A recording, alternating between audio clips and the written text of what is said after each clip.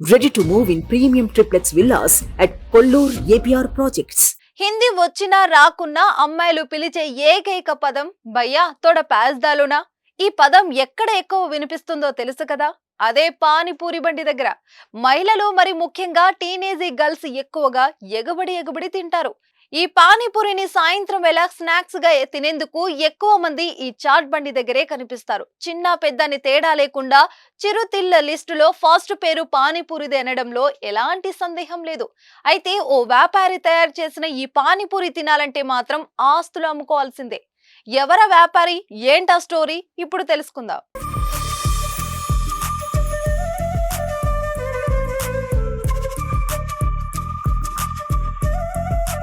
గుజరాత్ రాజధాని అహ్మదాబాద్ కు చెందిన ఓ వ్యాపారి వినూత్నంగా ఆలోచించాడు.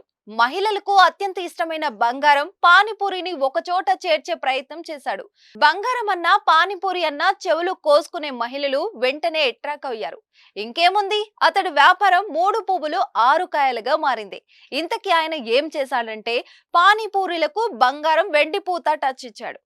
దీంతో అవి కాస్త దగదగా మెరిసిపోతూ కనిపిస్తాయి.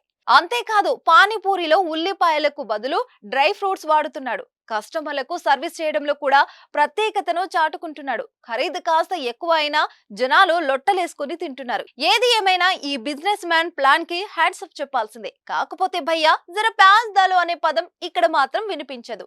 దీనిపై మీరేమనుకుంటున్నారో కామెంట్ రూపంలో తెలియజేయండి.